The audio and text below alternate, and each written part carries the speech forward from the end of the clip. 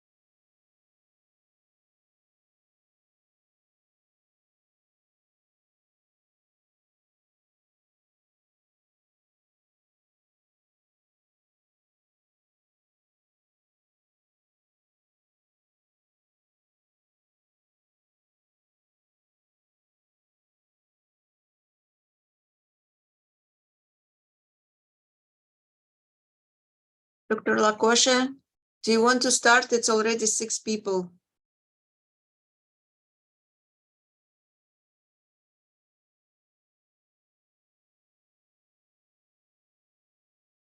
All right, I sure can start. It's not a very long talk. So yes, we can go ahead and start.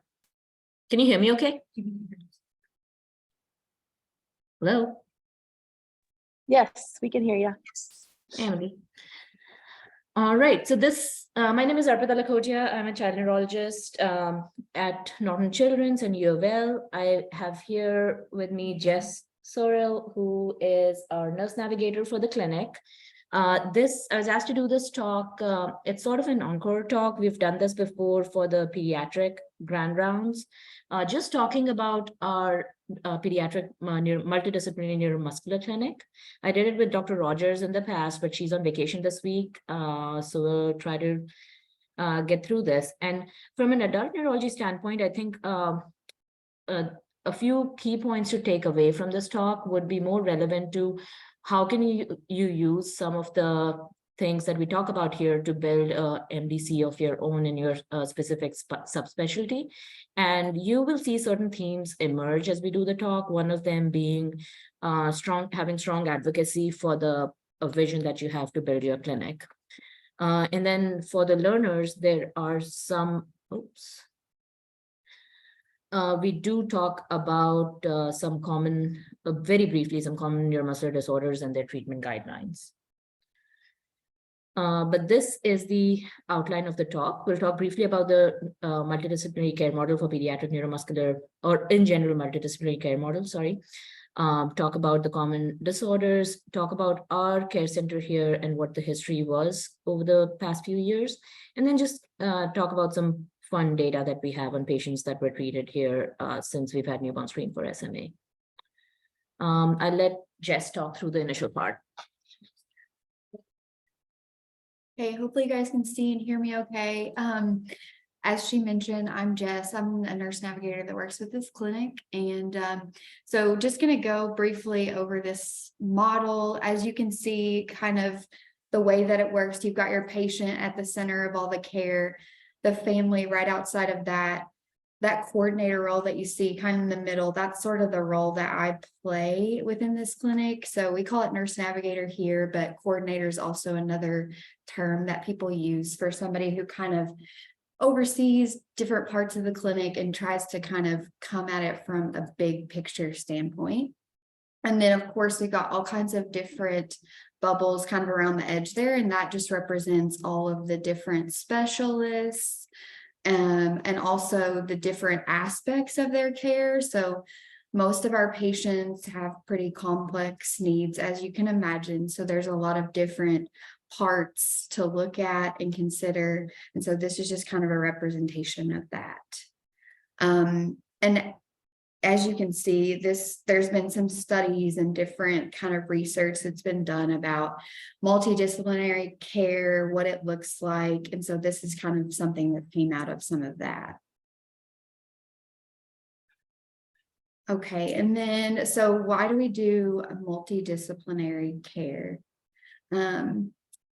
As far as just kind of, we consider it a little bit more of an intuitive way of caring. So because we're able to come at it from several different perspectives and have a number of specialists in the space that we're in on our clinic days, there's much better communication. We have the opportunity to kind of talk back and forth throughout the day. And so I can think of just so many examples of communication that's come up or different conversations we've been able to have that we really wouldn't have necessarily thought of, or someone brings something up at some point. So we're able to kind of hash it out from various perspectives and then come up with a solution. So it's really helpful to just kind of be in the space together and communicate. We do find that most of the families that are involved in the multidisciplinary clinics do find it to be much more convenient for them. So essentially, they're able to get most of the care that they require from several specialists all in one day in one setting.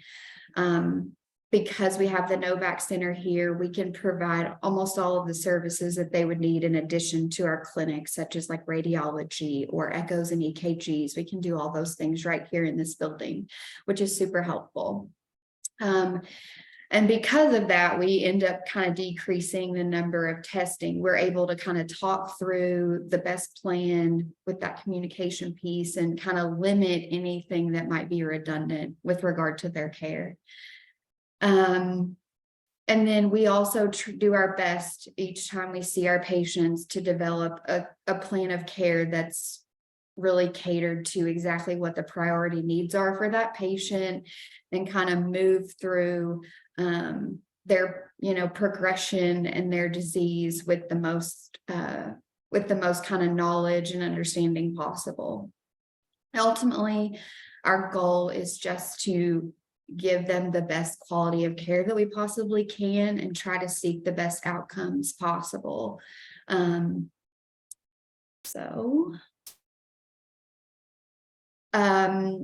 Some of you may know this. I didn't really know this until I came into kind of the multidisciplinary world, but all of this kind of multidisciplinary idea, and a lot of it came out of a need with oncology patients. Because oncology patients do have so many different appointments, procedures, just so many different aspects to their care.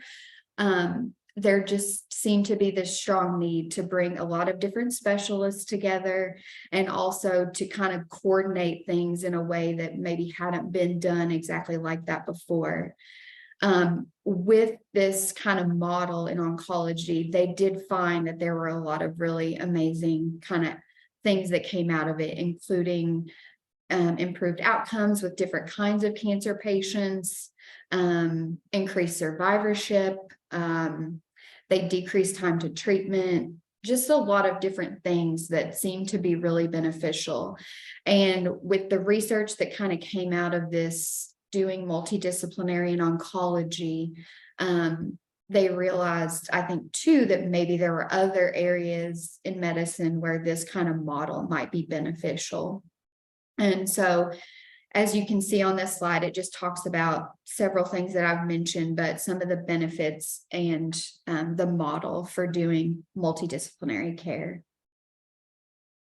And then this slide is more specific to neuromuscular disorders and the multidisciplinary clinic in that setting, which is the setting that Dr. Lakhotia, Dr. Rogers, and I, and a big group of other people work in. And you can see with this slide that there's obviously a lot of different aspects and people that are coming and being part of the clinic. So obviously you see you've got a group of specialists, a different diverse needs that they have: cardiology, pulmonology, mental health, all those things. You've got the actual clinic itself and the different disciplines that are involved. You can see RN listed there. So we've got myself working as a nurse in this role. We've got RTs that are coming and doing different respiratory testing with our pulmonologist. We've got a physical therapist that's coming and doing really specific stuff. So as you can see, it's just kind of a way to show the diverse different groups of people that are here and the diverse needs. And then even outside of that, we have kind of research that's working with us and trying to get our patients involved in trials or other things that might benefit someone with neuromuscular disorders. There's a lot of community resources that we kind of lean on to help kind of bolster the work that we're doing, support groups, different things like that. And then the best part of this slide, I think, is probably the cute picture. That's one of our patients. And I think it's just a really cute obviously with her in it, but you can see also to the side of her, there's a lot of different aspects that go into her care from a really early age. So you can see there's respiratory equipment, there's feeding equipment, there's all kinds of different monitoring and different things. And so that big team of people is able to sort of put all that together And then this is sort of what we end up with to be able to optimize the outcomes for a patient like this who has spinal muscular atrophy. So just wanted you to get a little bit of visual of kind of all the different things that might go into it and the different equipment and all the kind of plans that we make for these patients.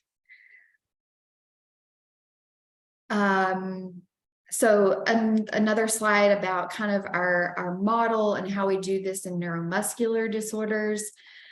So typically, this kind of setup, this kind of model, it is preferred by both the patients and clinicians. I touched on that a little bit earlier, but overall, it seems like everyone who's involved in this kind of clinic does really feel the benefits of that. For the patients, the convenience factor, the fact that they can really get care from multiple specialists in the same setting, they have a little bit of peace of mind that we're all kind of working together and on the same page. And I think there's a lot of comfort in that. And then for the clinicians, I think we all feel really strongly that we're able to lean on each other and have conversations that lead to, better outcomes and better plans for our patients. Again, some of the same things we talked about a few minutes ago with what we saw with the oncology patients who were very first getting this kind of model of care.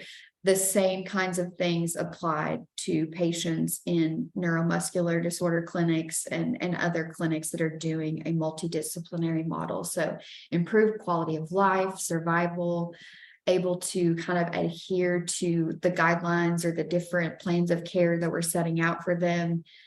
There's reduced hospitalizations, which is really a great thing as well. We try to keep our patients out of that inpatient setting as much as possible.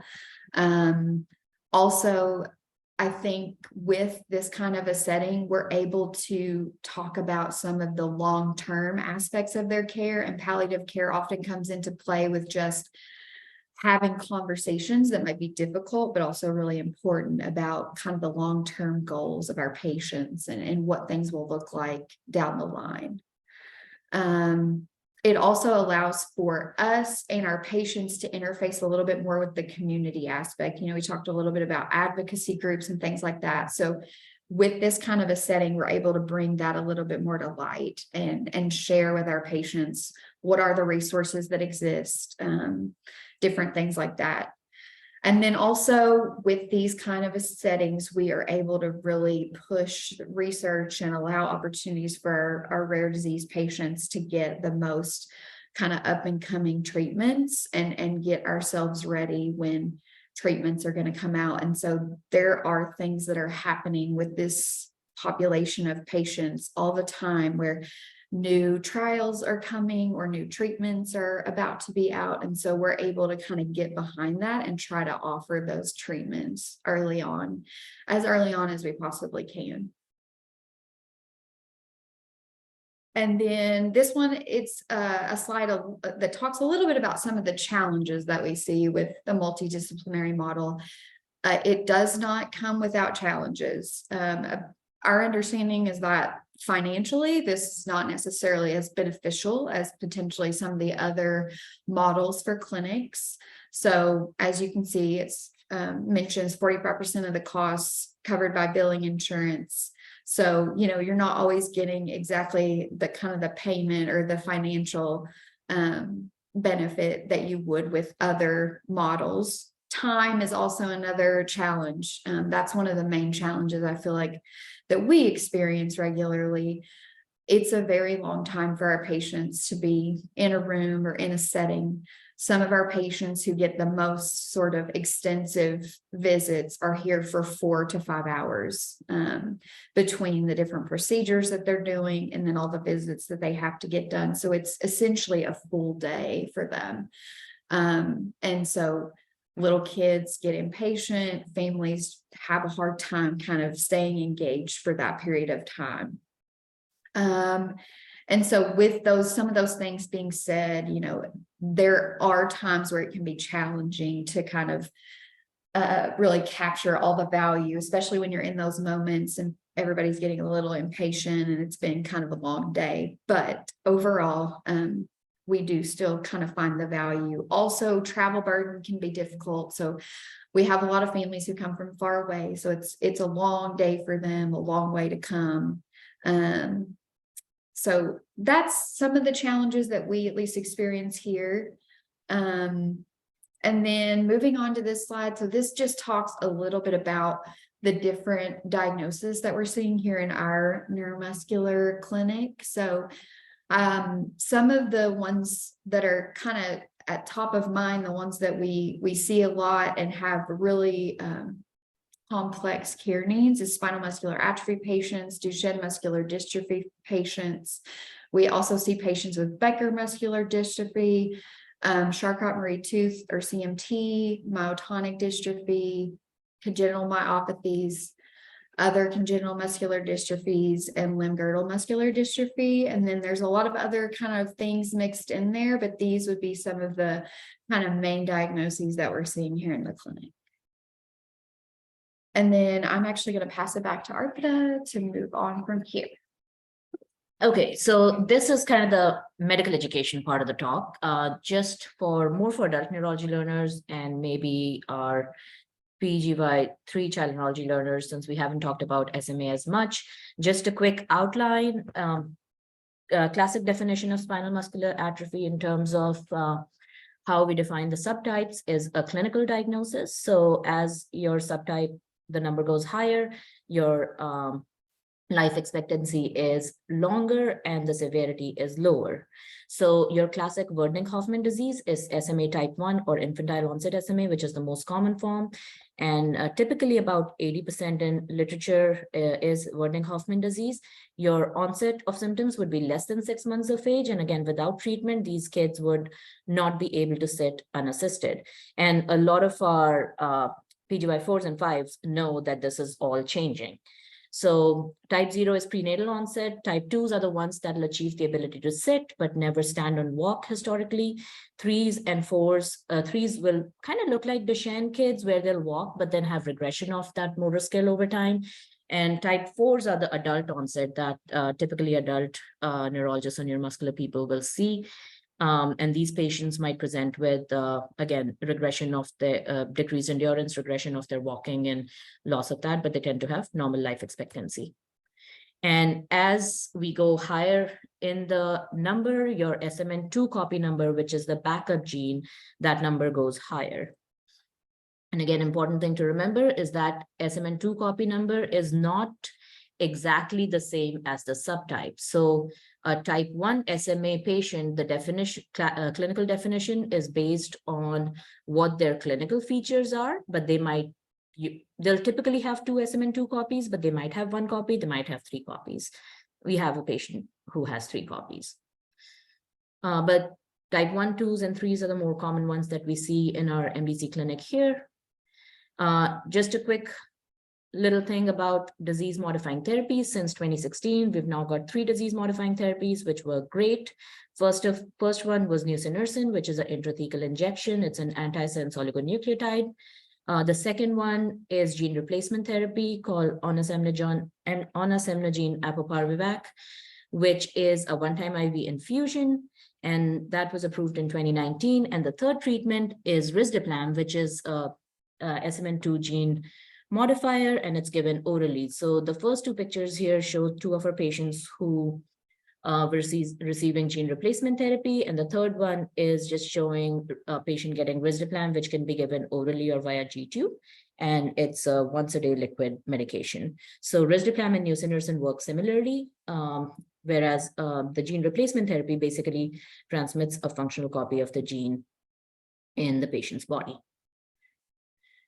So I just talked about the classic definitions of SMA subtypes, but all of that is clinical, and all of those definitions came out before we had any disease modifying treatment.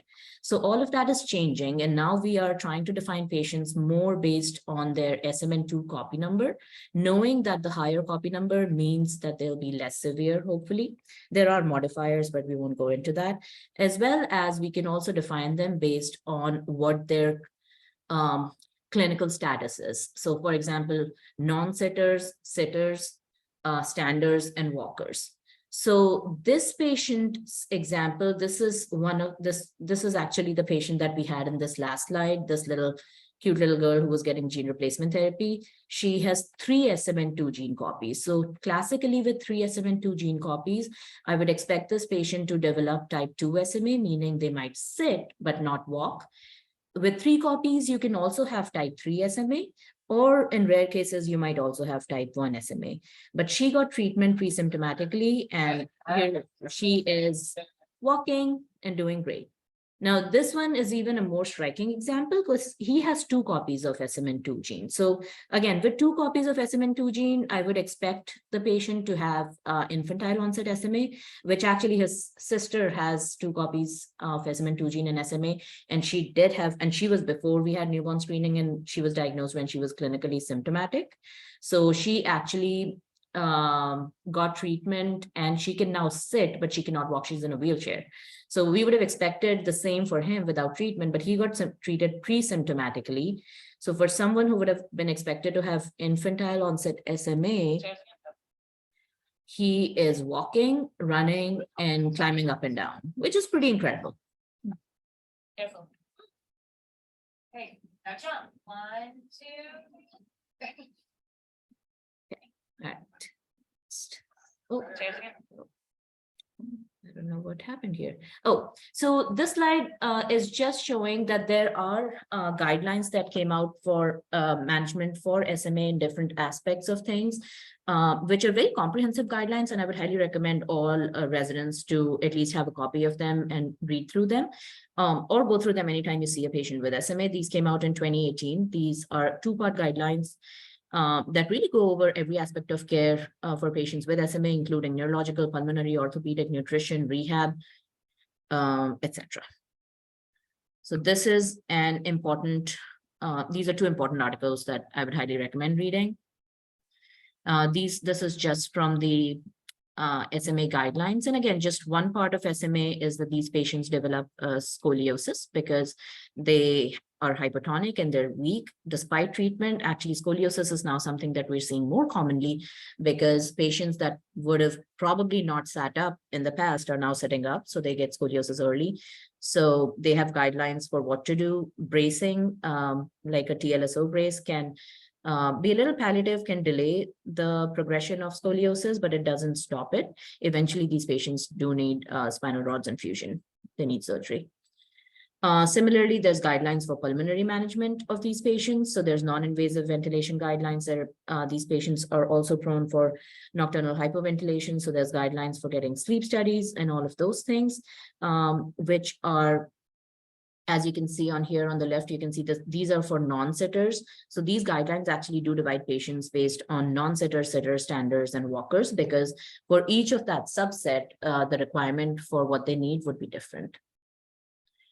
Moving on to the next condition that we see often in our neuromuscular clinic is Duchenne muscular dystrophy. Just a quick reminder for the genetics of that. We didn't talk about genetics of SMA, but it's autosomal recessive. This is X-linked, so typically seen, X-linked recessive, typically seen in boys. These are the classic patients that might have either motor delay or global developmental delay, and then have motor regression. Classic diagnosis might be around 4 or 5 years of age, but we often see patients that are diagnosed a little bit later once they have more motor regression. But these might be the boys who might always be a little delayed in the beginning, but then not able to climb stairs, not able to jump. They get Gower's maneuver where they have a hard time getting up from the ground. They climb on themselves. They might have calf pseudohypertrophy, and then over time have further motor regression. So they also have a lot of needs from a multidisciplinary care standpoint, because it affects a lot of systems, including the heart, orthopedic system, etc. So for disease-modifying therapies, corticosteroids are the standard of care for management of patients with Duchenne. Typically, they become non-ambulatory around 12, 13 years of age. But with corticosteroids, you expect them to prolong ambulation for 1 or 2 years further. But chronic steroids come with their own set of complications. So that's another thing that needs to be managed. Exon skipping therapies, and I won't go into details of that, but that's a newer treatment that is available where it modulates the splicing and the formation of mRNA and the dystrophin protein in such a way. It's kind of hard to go through that in this slide and talk, but exon skipping is available for certain mutations in DMD. Find me if you want to learn more about it. And then gene replacement therapy is in clinical trials. There's actually a microdystrophin gene therapy that may be approved today. Actually, today is the day that FDA is going to make a decision on that. So we may have a gene replacement therapy for certain subset of patients with DMD that might be available soon. DMD also has a 3-part guideline that came out, I think, around the same time, around 2018. These are also very comprehensive guidelines, and I would highly recommend for anyone that's taking care of a patient with DMD to have a copy of this and read through this. Goes through all the organ systems that can be involved and basically goes through what you would expect in terms of complications within that organ system, as well as proactive care for what you can do to try to prevent some of those complications and delay some of those complications. Both of the guidelines for SMA and DMD are available for free online, but if you can't find them, just let me know. But again, both the guidelines for SMA and the guidelines for DMD, again, focus on the importance of MDC care for these patients and that it does improve outcomes. This is just an example of nutrition management that is from the guideline, because these kids, again, with their chronic steroids are prone to obesity. When they're little, they might have failure to thrive. Their bone health might be affected with steroids. They may have osteopenia. As they become non-ambulatory, it affects their bone health. As they get weaker, they might have aspiration. And then these patients might also be at risk for gastroparesis and issues with gut motility overall. So it just goes over all of those things, what to expect and what to do. So this is the fun part of the talk, just talking about our care center here and kind of some of how it evolved and what we do. This is just an outline of all the things, all the conditions that can be seen in the neuromuscular clinic if it is affiliated with the MDA, which is Muscular Dystrophy Association, which we are, and adult neurology also has a clinic that is MDA affiliated. So our clinic, the pediatric clinic, was started in 2014 by Dr. Puri and Dr. Brown. And if they're on here today, probably not. But this was the first of its kind multidisciplinary clinic that was started in the region. Dr. Brown used to come to the pediatric neurology office and see patients here once a month. In the beginning, the clinic had orthopedics, pulmonology, as well as therapies, along with having a neurologist. It was 1 day a month, and they had 6 to 8 patients a day, which, if you think about the numbers, just like Jess talked about, it's not a financially viable model because it's not a very high number of patients that you're seeing. But these are patients that have chronic complex needs and they need to be seen. And from a financial standpoint, the downstream revenue from keeping these patients is much higher than what you would see like in the clinic day, potentially. And having that MDC care model provided discussion between the care specialists and the care teams and coming up with a comprehensive plan for the patients. At that point, we also had actually a family-to-family advocate that used to come from the commission clinic. And then people from the orthotics company, a wheelchair representative, and a representative from the Muscular Dystrophy Association. So it was a fairly comprehensive clinic to start with. Over the years, it underwent a few changes as time went on. So the first, like I said, for SMA, the first disease-modifying therapy was nusinersen or Spinraza that got approved end of 2016. So we administered our first dose in our patient who's on the right, on the top, in March of 2017. Then we actually started working with pediatric palliative care who didn't come to our clinic, but were available for us as needed. We were able to get a social worker in our clinic in 2018, get cardiology in that clinic. And then as the clinics grew and we had more of a patient volume, we actually ended up doing 2 patient days a month.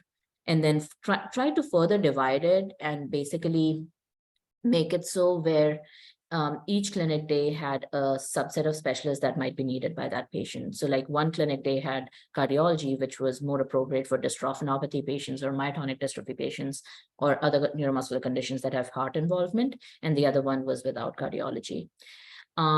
And this is an example of how like advocacy and collaboration can help build your clinics. Is we actually did a combined grand rounds for pediatrics with pulmonology in 2019.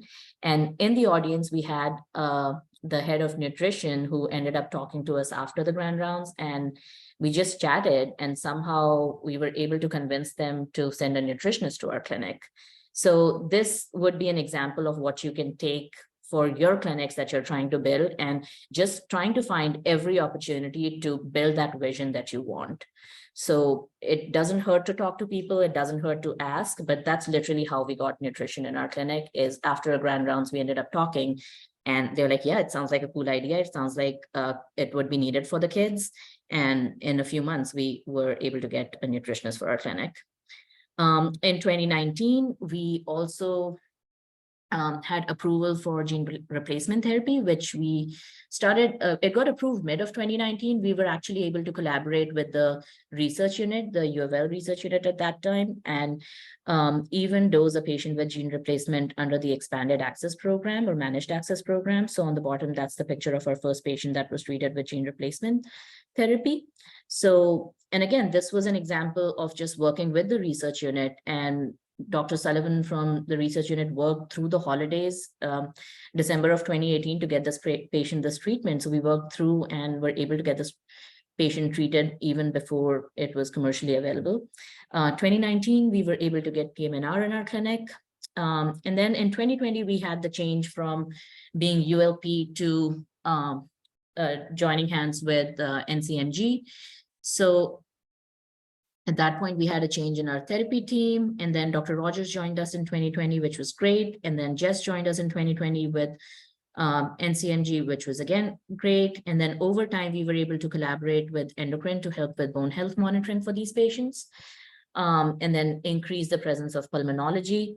And just in the past month, we also became a PPMD, Parent Project Muscular Dystrophy Certified Care Center. Which again, becoming a part of some of these organizations does help with kind of your recognizability in the region and nationally. So even though it sounds like a nothing thing, it is helpful for patients. That way patients can find you easily. As well, it kind of helps you collaborate with other care centers and also learn from them what worked for them and what didn't work for them. Go through this.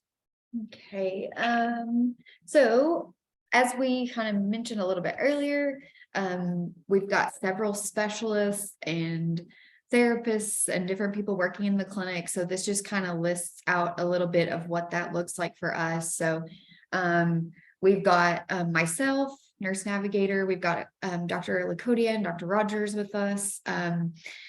We've got a pulmonologist who comes, and I will say one thing that's been really helpful over time that we've learned is that there will be months and clinics where some of our specialists are not available. So we've tried to find other specialists within that discipline who are able to maybe step in and see our patients even when that person might not be available, which has been really great. So we've kind of been able to expand just a little bit to make sure our clinics get covered. We've got orthopedics, PM&R, physical therapy, cardiology, nutrition, which Dr. Lakhotia talked about a little bit, how that evolved.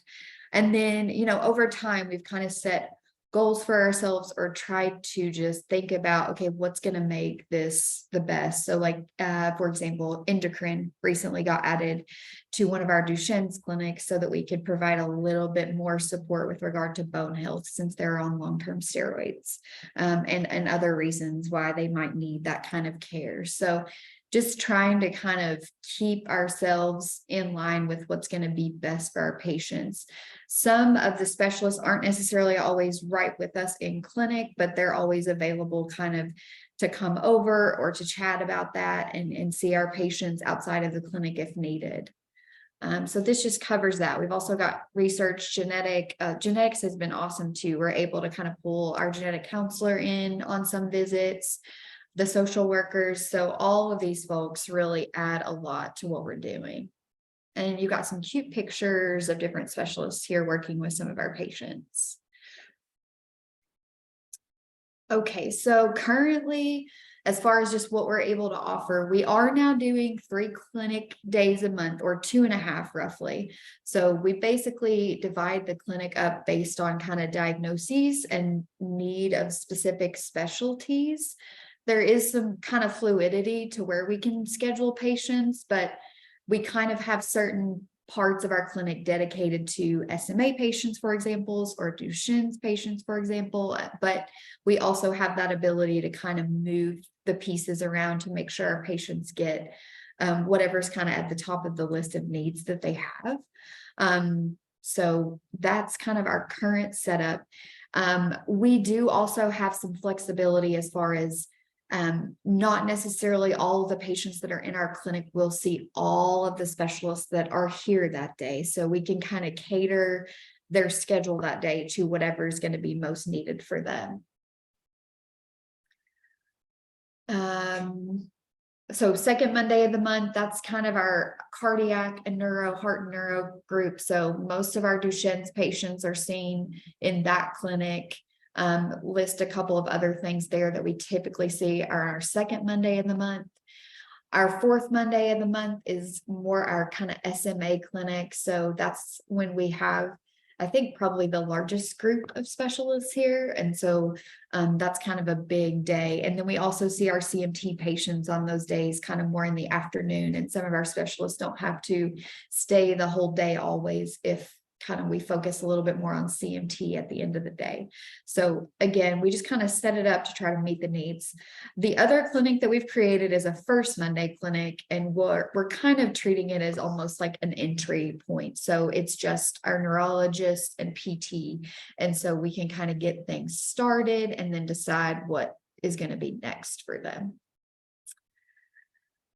So we, as far as our clinic, we are not considering ourselves diagnostic, although there are times where we might try to make kind of plans for someone who comes onto our radar, and we just want to make sure that they get seen and cared for. But typically they're getting diagnosed in some other setting, and then we're determining based on that diagnosis where the best fit is within our multidisciplinary clinic and then plugging them in with us.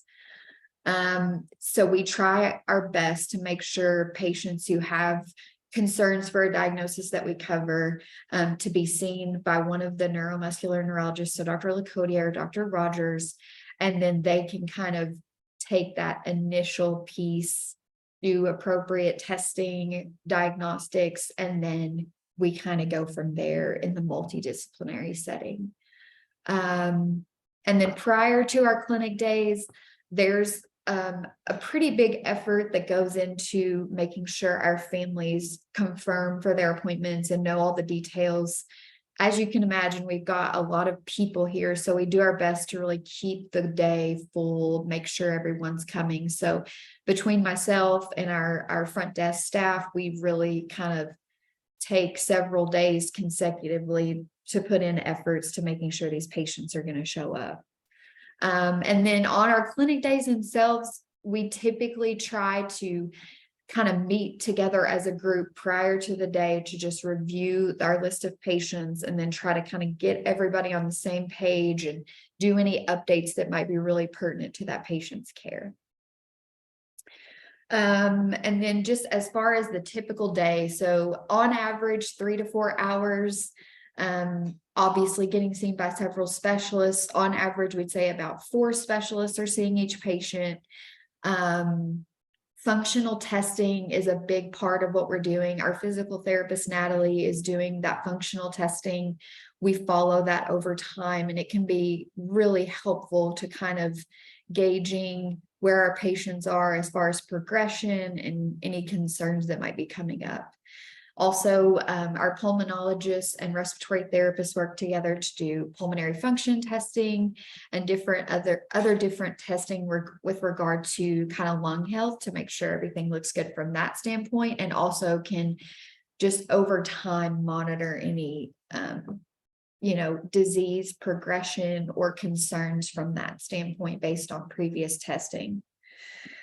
And we've already kind of touched on this, but again, we're able to do lots of discussions. We're able to determine appropriate follow-up. Most of our patients, I would say on average, are following up every 6 months, but depending on their age and sort of at what point they are in the disease, we might see them more frequently or less frequently. Let's see. So this just shows a little bit about kind of our care center, different aspects of it, the amount of patients we're seeing, our total visits. So this just gives you a little bit of the numbers, sort of. It also breaks down numbers based on diagnosis. So I won't necessarily go through all that, but it just gives you an idea of sort of the breakdown of what we're able to do and what kinds of patients we're seeing. I'm gonna pass it back to Lakhotia. Okay, this is just some fun data that we put together. I think we presented this at AAN, I can't remember. But just since SMA is one of the more common diagnoses that we see in our clinic, and also that's also the one that has changed so much over the past 6 years in terms of prognosis, life expectancy, and just overall management of things. So between 2016 and 2022, we have followed 31 unique patients with SMA. 2 of them have transitioned to adult and 5 deceased, of which 2 had type 0, which is the prenatal onset SMA, and 3 had infantile onset SMA, which was symptomatic. Currently, in end of 2022, we had 24 patients in our cohort, aged between 8 months to 25 years. 12 of them were diagnosed on newborn screen, some of them in Kentucky, others in Indiana. Indiana started newborn screening for SMA before Kentucky. Kentucky started in August of 2019. Just in terms of SMN2 gene copies, 11 of them were with 2 copies of SMN2 gene. So that tends to be the most common number, which is what you would expect based on the natural history of SMA also. But it is interesting that there were 5 patients with 4 copies, which is a higher number than what you would expect based on natural history. That being said, it is possible that these patients are just being more diagnosed now because we're actually testing for genes. In terms of the clinical subtypes, 10 were infantile onset SMA. And again, remember between 2016 and 2022, there's an overlap of period before newborn screening and after newborn screening. So 9 have an unknown SMA type, which is because these patients were pre-symptomatically treated. Of the treatments that were administered for these patients, some patients got only nusinersen, some got nusinersen and were eventually switched to risdiplam, just knowing that the mechanism of action is similar and it is an easier mode of administration for risdiplam. And then there were a few that were only treated with gene replacement therapy. We do have a fair number of patients that received combination therapy or was switched from one to the other as at some point. 2 patients who did not receive any treatment were the ones that have a higher copy number of SMN2 genes, so 4 copy. With 4 copy, you would expect them to be a later type 3 or a type 4 SMA patient, and this was based on parental preference. In terms of SMA newborn screening, which so far, if you've taken one thing from this, is that it is important, early treatment is important. So 48 states in the US are screening for SMA, and early treatment, early diagnosis and early treatment is key to management of SMA in this day and age. This was what we presented at AAN. Actually, we did not present the other data. I know where I got that from. So this is just the first 2 years of Kentucky newborn screening and what our numbers were. So you can see that there was a high number of patients with 4 or more copies of SMN2 gene, which again is possible that we're just too early in screening and maybe it'll even out in the next few years. Or it is also possible that there are more patients with 4 copy numbers that were just not diagnosed in the past. Most of the patients for their first treatment choice were treated with gene replacement therapy. But if you can see the numbers here, where is my Yeah, 81% were treated with some form of disease modifying treatment, and time to first treatment ranged between 16 to 331 days of life. The 331 days is an outlier for a patient with higher copy number where we had insurance issues to get treatment. Oops. And actually this time to treatment has now gone down. For time to first treatment in our cohort has gone down to 37 hours. Why is this not working? No, 37 hours. So 13 days, and since this slide was made, it's gone down to 37 hours because we can actually start risdiplam in patients even before a confirmatory test, even if the newborn screen is positive or if they have a prenatal diagnosis, which is pretty cool. Other things that we do in the care center, there's a lot of scholarly activity that comes out of it. Most of the conditions that we see here, pretty much all of them fall under the umbrella of rare disease, and some of them are actually ultra rare conditions. So seeing them in one setup is helpful for research, where we have 4 registries that are multi-center that are ongoing right now in the Pediatric Care Center. We've had a few abstracts, a few publications that have gone on. There is a lot of community outreach also involved. We participate in the MDA summer camp. If any of the residents or med students are interested, find me. They're always looking for volunteers. We also do talks for the community, for parents. We've done talks for the Cure SMA Summit of Strength many a times, for the JET Foundation, which is for Duchenne. We've done talks for MDA Engage. And then we also participate in some of their fundraising opportunities. It's a good way to connect with families and patients and see them outside of the clinic setting. So just to summarize things, multidisciplinary care model certainly has a huge benefit in patients who have complex care needs, especially in neuromuscular patients. There is a role for this model to be adapted for other neurological subspecialties also that have patients with chronic care. And in general, adult and pediatric neuromuscular care have adopted it pretty well, but there may be a role for other subspecialties as well. And again, how far you go into it, how big you make it, really depends on the subspecialty and what your vision is for the clinic. There is a huge need from support for the administration to build and run a multidisciplinary clinic.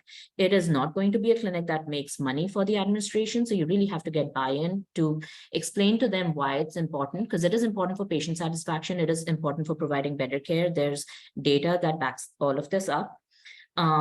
And having this care, this setup also does set you up to become a leader in the region, or sometimes even nationally, in that certain subset of treating those patients. And that does help you get more patients. And there's a lot of downstream revenue from a business standpoint for this. But the clinic itself loses money. So there's no doubt about that, because these patients have big needs and they take time. And then from a pediatric standpoint, we have a good pediatric neuromuscular care center. As they become adults, they will need a home to transition to. So right now we are trying to work on a transition clinic to get these patients to the adult MDA care center with Dr. Brown and Dr. Wong. And that is it. Yep, that is it. We can take any questions.